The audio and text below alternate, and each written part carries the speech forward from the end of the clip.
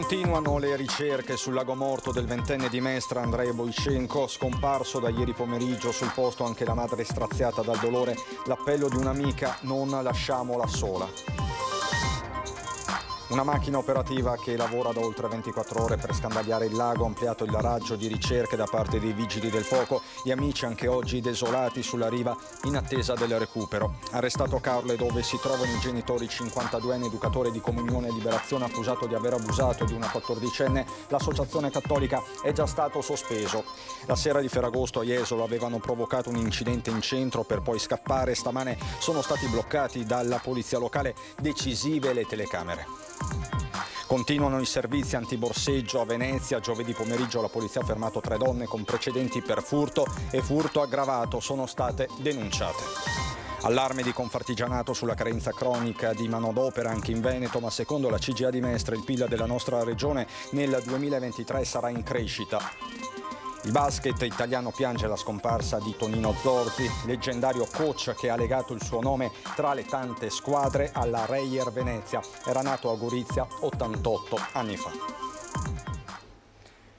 Bentrovati, buonasera telespettatrici, telespettatori di Antenna 3. In primo piano per questa edizione veneziana dei nostri telegiornali le ricerche ancora in corso sul lago morto di Vittorio Veneto, di quel ragazzo ventenne di Mestre che ieri è scivolato da un materassino e non è più riemerso. Sono state 24 ore di mobilitazione, oggi sul posto anche la madre, ovviamente straziata dal dolore.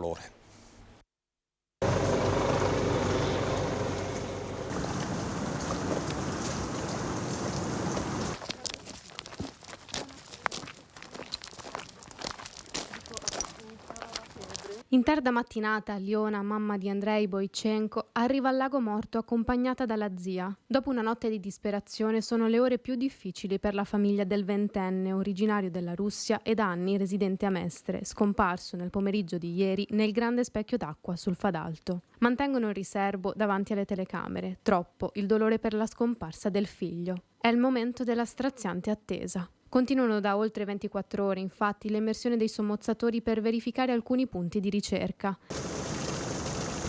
In queste ore le squadre si sono calate in acqua utilizzando la sciabica, una tecnica che consiste nel legare una corda piombata a 2 boe e farla scorrere, scandagliando così il fondale del lago.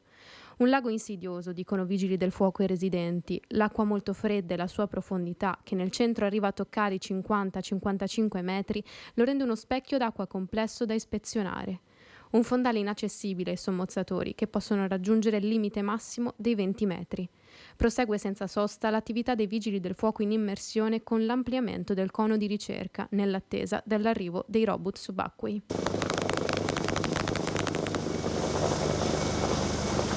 Sulle rive del lago dalle prime ore della mattina anche gli amici, a sostenere la famiglia. È malissimo, quando tu non ce l'hai genitori, ce l'avevi un amico, adesso è morto così, perché è uscito con altri amici e stava qua.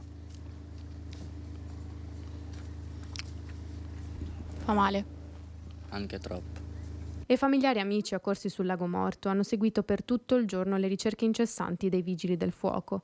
Squadre arrivate da più province del Veneto. Un lavoro minuto dopo minuto per restituire a una mamma il corpo di suo figlio.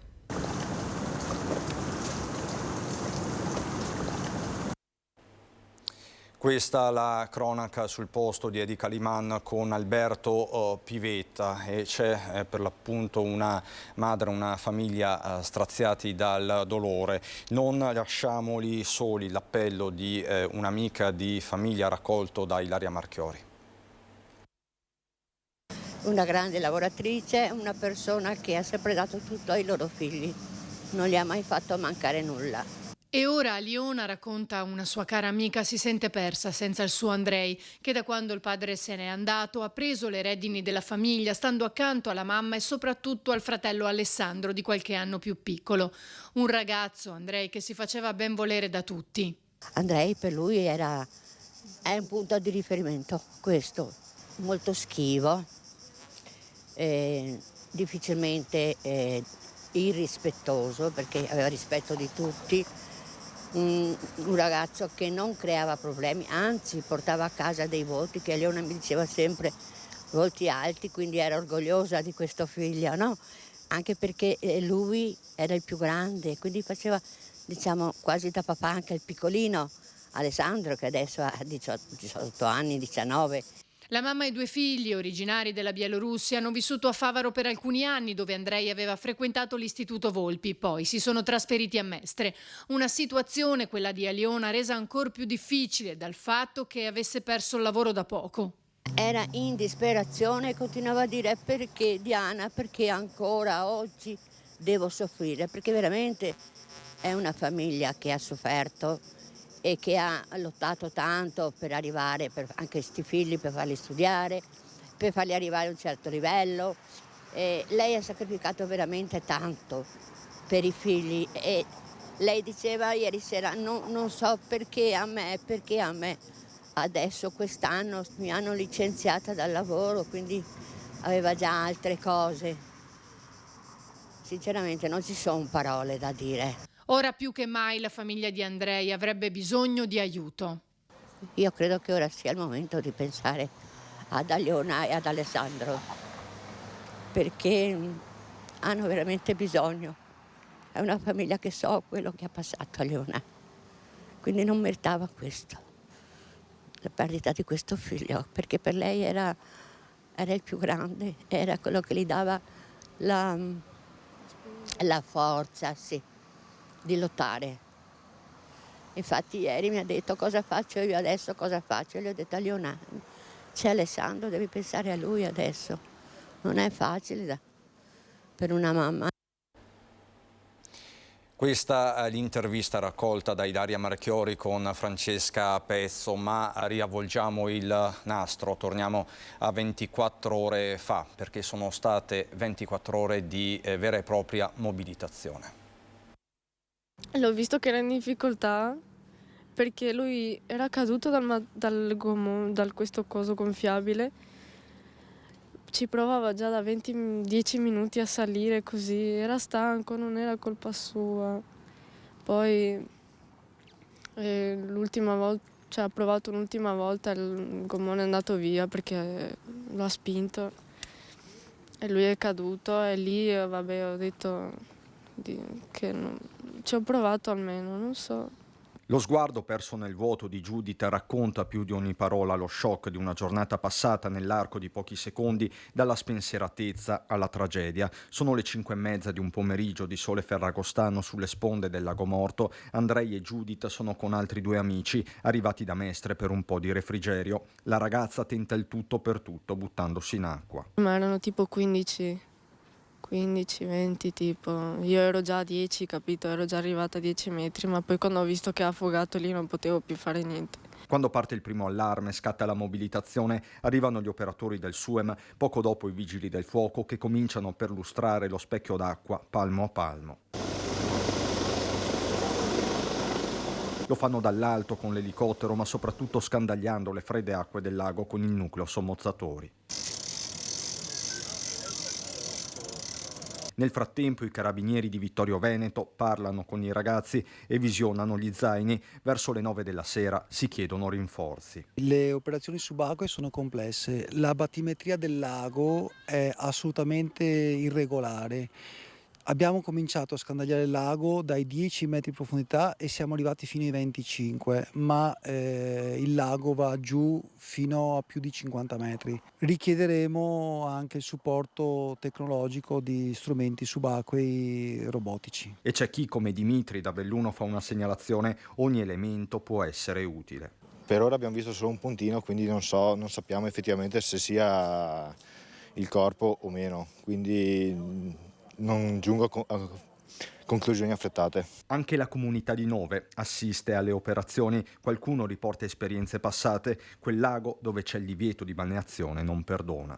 In più abbiamo le turbine che in continuazione buttano fuori acqua fredda e non rimane mai, non si scalda l'acqua qua. Ci sono state delle pecore che praticamente sono andate a finire dentro il lago e non c'è stato niente da fare, sono praticamente aspirate dalle turbine, sono andate sulle grate, le abbiamo portate fuori da là e così è stata un'avventura sì, di un dispiacere. Con il buio le speranze si fanno ancora più flebili, restano le luci dei sommozzatori. Doveva essere molto tranquillo.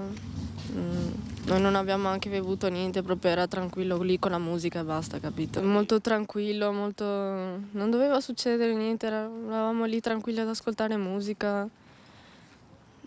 Niente previsto. Andiamo a Caorle, dove è stato arrestato un 52enne educatore responsabile di Gioventù Studentesca, associazione che fa riferimento a Comunione e Liberazione. Avrebbe abusato di una 14enne durante un ritiro spirituale. Responsabile provinciale di Gioventù Studentesca Don Giussani di Reggio Emilia, che fa riferimento a Comunione e Liberazione, è stato arrestato questa mattina con l'accusa di violenza sessuale su una 14enne. I carabinieri di Rimini e Castelnuovo Monti, in provincia di Reggio Emilia, gli hanno notificato l'ordinanza di custodia cautelare in carcere nell'abitazione di Caorle, dove vivono i genitori. Per Gioventù Studentesca l'uomo di 52 anni faceva l'educatore ed è membro di un'associazione laicale cattolica in cui si seguono i precetti di povertà, castità e obbedienza sotto l'egidia del movimento. Secondo gli inquirenti, mentre era in un ritiro spirituale a Rimini in preparazione della Pasqua, il 52enne avrebbe abusato della 14enne a lui affidata dai genitori. Al momento posso solo dire che qualche settimana fa, per conto del mio cliente, ha riferito il suo avvocato difensore, ho presentato alla Procura di Rimini e di Reggio Emilia un'istanza per conoscere se a suo carico vi fossero delle indagini pendenti, perché aleggiava questa ipotesi. Poi è arrivata l'ordinanza di custodia cautelare. Comunione e Liberazione esprime in una nota dispiacere e costernazione per quanto emerso dall'indagine a carico di questa persona coinvolta nell'attività educativa del movimento, si legge, evidenziando che è già stato sospeso. Proseguono i servizi antiborseggio a Venezia. Giovedì pomeriggio la polizia ha intercettato 3 cittadine straniere nei pressi della stazione, tutte con precedenti per furto e furto aggravato. Le donne non hanno saputo dare spiegazioni plausibili per la loro presenza presso lo scalo lagunare, non avendo né un titolo di viaggio né di residenza, quindi sono state portate in questura per gli accertamenti di rito, al termine dei quali sono state denunciate poiché non stavano rispettando il foglio di via obbligatorio disposto in passato dal questore. Andiamo adesso a Jesolo. La sera di Ferragosto avevano provocato un incidente in pieno centro per poi scappare. 2 tunisini, probabilmente fratelli, sono stati incastrati dalle telecamere e poi bloccati dalla polizia locale. Stamattina abbiamo fatto questo appostamento perché vedevamo che l'uscita era presto al mattino. Ci siamo fermati, però hanno saltato il posto di blocco e subito dopo, un paio di chilometri dopo, li abbiamo bloccati. La loro fuga, l'ennesima, è durata poco, con gli agenti di polizia locale che non li hanno mai persi di vista. Protagonisti 2 tunisini, probabilmente fratelli di 19 e 21 anni, che la sera di Ferragosto in centro a Jesolo avevano provocato un incidente scontrandosi con un'altra auto per poi dileguarsi a bordo di una appariscente BMW Serie 1. Solo per un caso non si erano registrati feriti gravi. Il posto di blocco alla rotonda dell'Ipertosano è scattato dopo 48 ore di indagini serrate, passate a scandagliare le telecamere di ingresso alla città. Occhi elettronici di ultima generazione che hanno consentito di stringere il cerchio. I 2 tunisini con permesso di soggiorno e domiciliati a Potenza entravano a Jesolo la sera tardi per uscirne la mattina presto. Sono utilissime le telecamere. Tra l'altro adesso con l'amministrazione comunale stiamo potenziando, sono proprio in fase di lavoro proprio in questi mesi, stiamo potenziando tutti gli accessi a mare, per cui tutti e 7 gli accessi, tutte le entrate di Jesolo, tutti gli accessi d'entrata e in uscita da Jesolo saranno sorvegliati da questo moderno sistema di telecamere. Intanto i 2 giovani saranno denunciati per omissione di soccorso, fuga e resistenza pubblico ufficiale. Operazione brillante, afferma il sindaco Christopher De Zotti, nei giorni clou della stagione, con centinaia di migliaia di presenze. Il Ferragosto c'era molta gente, molta vita, però attraverso i dispositivi che tutte le varie forze dell'ordine hanno fatto e compresi noi della polizia locale, è andato tutto abbastanza bene, insomma non sono uscite situazioni di particolare rilievo, per cui un ottimo Ferragosto. Torniamo a Venezia città e torniamo sul caso dei 2 turisti fotografati mentre erano sdraiati sopra le tombe del cimitero di San Michele, un fatto che ha suscitato e sta suscitando durissime reazioni anche politiche. La foto di 2 turisti che sono sdraiati a prendere il sole sopra le tombe del cimitero di San Michele in Isola Venezia, apparentemente incuranti del luogo dove si trovano, come fossero in un solarium o al mare, come era prevedibile, ha avuto l'effetto di un pugno in un occhio in molti veneziani e sollevato un'onda di polemiche. Venezia.com, da sempre gruppo attento, vivace, impegnato a difesa di Venezia e dei veneziani, invoca un cambio di passo e un pugno di ferro. È un simbolo di come ormai la città sia ormai fuori controllo. È una città sfruttata da cani e porci di ogni dove, veneziani compresi. E il turista si sente libero di fare ciò che vuole e anche quindi mancare di rispetto a un luogo che per noi è sacro. Si tratta indubbiamente di un campanello d'allarme, di un degrado anche morale. Farci rispettare di più e comunicare al mondo che Venezia non è un parco giochi, con un lavoro di comunicazione, ma soprattutto essere più fermi nelle pene inflitte a chi si comporta male. Quest'ultimo episodio va a toccare etica e sensibilità, ma ci sono anche fatti con conseguenze più gravi. Io credo che la gestione della sicurezza in città sia fallimentare. È fallimentare la gestione anche della città in genere. Non è un momento molto bello per Venezia.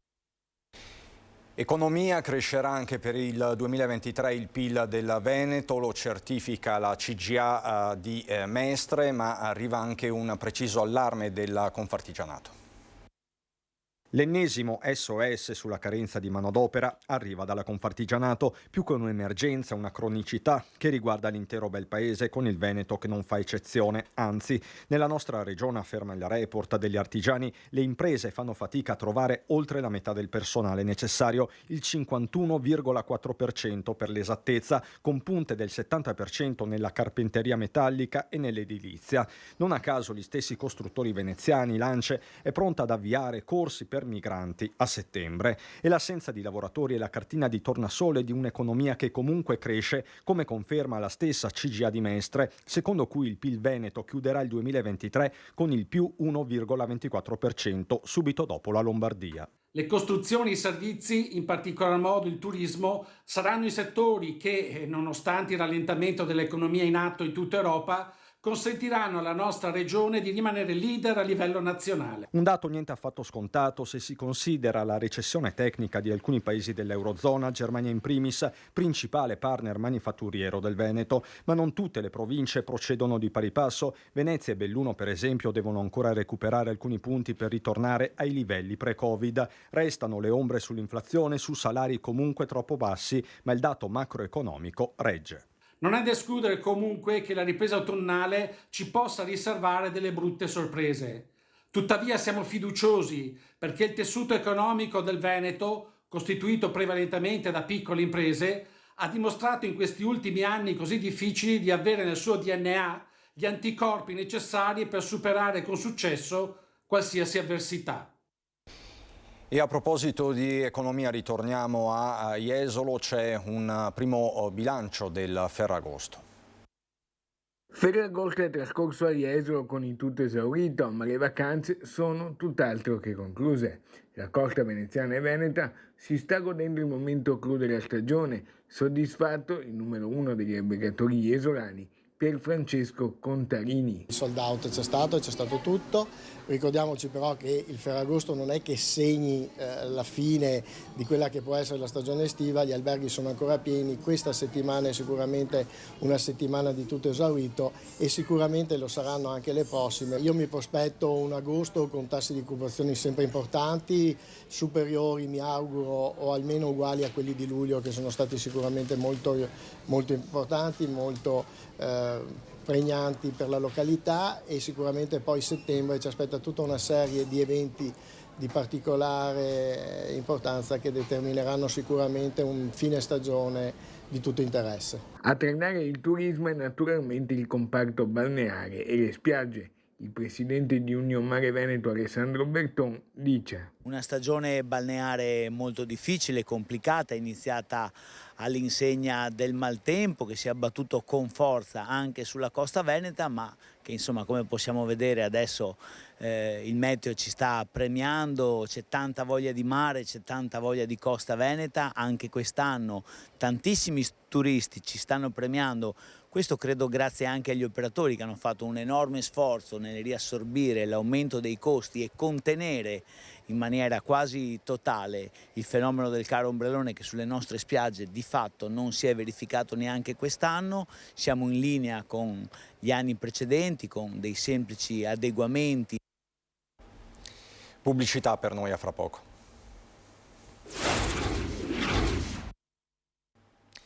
Di nuovo in diretta, mondo della cultura veneta, veneziana e clodiense, in particolare in lutto per la morte di Pierluca Donin, direttore di Arteven, il circuito teatrale regionale del Veneto, nato a Chioggia 61 anni fa, è scomparso a causa di un tumore fulminante. Donin dal 2019 ricopriva anche il ruolo di presidente dell'Associazione Reti Teatrali Italiane, l'Arti, e si era speso in prima persona per la candidatura di Chioggia a Capitale Mondiale della Cultura 2024. Dico solo e con estrema convinzione che la città di Chioggia da oggi sarà più povera. Il messaggio del sindaco Mauro Armelao. Pierluca era una figura importantissima e con lui volevo progettare la futura gestione del Teatro Astra e dell'Arena Duse una volta ultimati i lavori di restauro. Mancherà, ha concluso Armelao, un punto di riferimento per tutto il mondo della cultura e non solo. Di un professionista di impareggiabile competenza parla Giampiero Beltotto, presidente del Teatro Stabile del Veneto, e nel pomeriggio è arrivata anche la nota di cordoglio del presidente della regione del Veneto, Luca Zaia, ma anche il mondo dello sport, del basket, in particolare in lutto per la morte a 88 anni di Tonino Zorzi, una delle figure più importanti della Reyer Venezia. Venezia con la Reyer, con la misericordia e col suo pubblico l'ha sempre dimostrato. È importante che assieme si vinca e si vince. Uno di qua e uno di là non si vince mai. Una grande lezione di vita quella di Tonino Zorzi qualche anno fa durante un incontro alla Scuola Grande della Misericordia per il centenario della Ligabue. Oggi il mondo del basket piange lo storico giocatore e allenatore che si è spento all'età di 88 anni dopo una lunga malattia. A darne l'annuncio il figlio Maurizio con un post sui social. Ti voglio ricordare così, si legge, orgoglioso di quella palestra dove tutto è iniziato. Nonostante tutti i nostri casini ti ho sempre voluto bene. Ciao papà.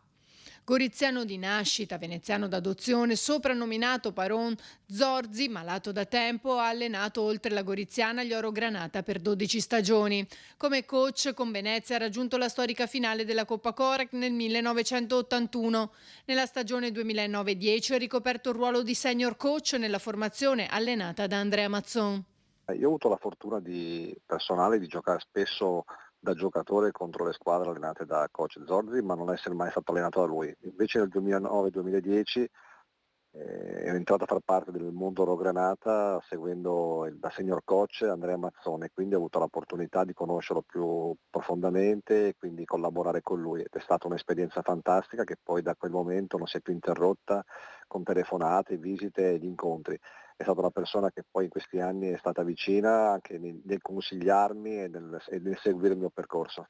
Zorzi è stato eletto miglior giocatore della pallacanestro varese di ogni tempo. Ha disputato 22 presenze in nazionale, collezionate 215 totali e 3.948 punti in massima serie. 5 promozioni dalla Serie A2 alla Serie A1, di cui 3 con l'Umana Reyer.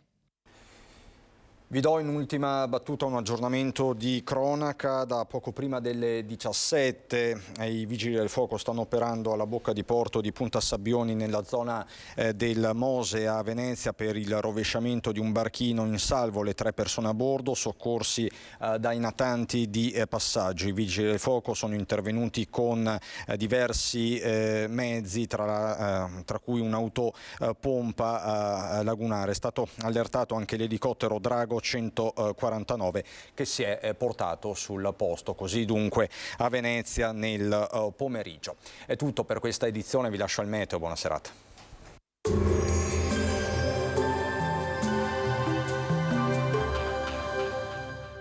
Cooperativa Agricola Volpago offre carne d'eccellenza. Ci trovi a Volpago del Montello, Pieve del Grappa, Tre Baseleghe e presso lo spaccio del contadino a Dolo e Massanzago.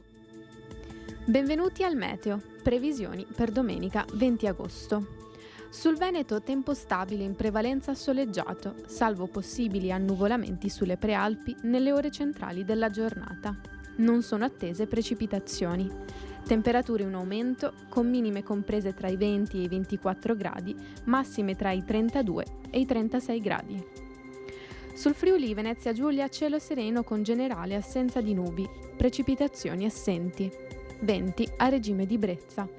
Temperature in lieve aumento, minime tra i 21 e i 24 gradi, massime intorno ai 33-34 gradi. Sul Trentino Alto Adige molto soleggiato con temperature in aumento. Non sono attese precipitazioni. Temperature minime tra i 20 e i 21 gradi, massime tra i 34 e i 38 gradi. Dal meteo è tutto, arrivederci.